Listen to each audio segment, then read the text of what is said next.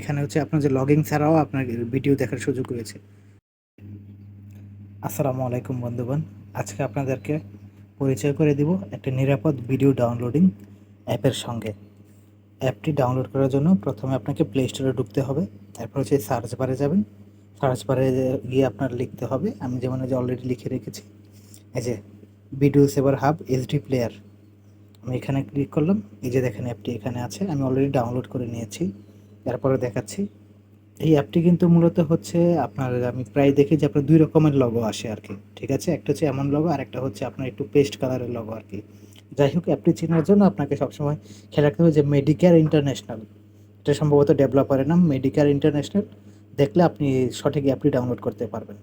প্রথমে হচ্ছে গিয়ে আপনারা সার্চ দেবেন ভিডিও সেভার হাব এইচডি প্লেয়ার, এরপরে হচ্ছে এই অ্যাপটি আসবে। আর অবশ্যই ডাউনলোড করার পূর্বে আপনার মেডিকেয়ার ইন্টারন্যাশনাল দেখে নেবেন। আমি অ্যাপটি ওপেন করছি। আচ্ছা, এখানে হচ্ছে যে শর্টকাট আমি তৈরি করে রেখেছিলাম, এই শর্টকাট সম্পর্কে বলি। শর্টকাট তৈরি করার জন্য যে অ্যাড শর্টকাটে ক্লিক করতে হবে। এরপর হচ্ছে গিয়ে যে যেমন হচ্ছে আমি ইউটিউব শর্টকাট তৈরি করেছি।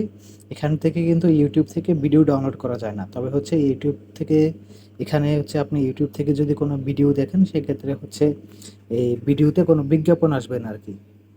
একেবারে আপনি অ্যাড ফ্রি আপনি ইউটিউব চালাতে পারবেন। আর হচ্ছে আমি যদি ভিডিও ডাউনলোডের কথা বলতে, যে আমি সাপোজ ফেসবুকে গেলাম, এখানে হচ্ছে আপনার যে লগইন ছাড়াও আপনার ভিডিও দেখার সুযোগ রয়েছে। যেমন হচ্ছে সাপোজ আমি এই ভিডিওটা যদি ডাউনলোড করতে চাই, এই যে ফ্লোটিং বাটন সবুজ যেটা, এটাতে ক্লিক করলাম, এই যে এখানে দিলাম। এই যে ভিডিও এটা হচ্ছে ভিউ করার জন্য একটা সেভ সেভ মানে হচ্ছে গিয়ে আপনার ডাউনলোড হয়ে যাবে আর কি। যে আমি এখানে ক্লিক করলাম, আবার একটা টপ আপ আছে যে সেভ ফর অনলাইনে ক্লিক করব, যে ভিডিও ডাউনলোড হয়ে গিয়েছে, যে ডাউনলোড কমপ্লিট। তারপর আমি আরও একটি ওয়েবসাইটে যাই, দেখি ইনস্টাগ্রামে যাই, যে এখানে হোম বাটনে ক্লিক করে আমি ফুল পিছনে চলে গেলাম।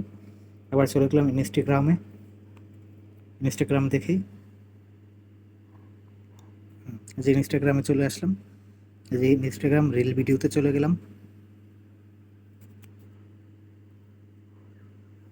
আচ্ছা, যদি আমি এই ভিডিওটা ডাউনলোড করতে চাই, এই যে এখানে আবার পূর্বের মতো ফ্লোটিং বাটনে ক্লিক করলাম, এখানে ক্লিক করলাম। হ্যাঁ, এই যে এখানে আমি চাইলে এই ভিডিওটা ডাউনলোড করে নিতে পারবো। আমি আর ডাউনলোড করছি না, যেহেতু প্রথমে একটা দেখিয়েছি। অন্যান্য সোশ্যাল মিডিয়া সাইট দেখি, র্যান্ডম থ্রেডসে যাই, দেখি এখান থেকে ভিডিও ডাউনলোড করা যায় কিনা।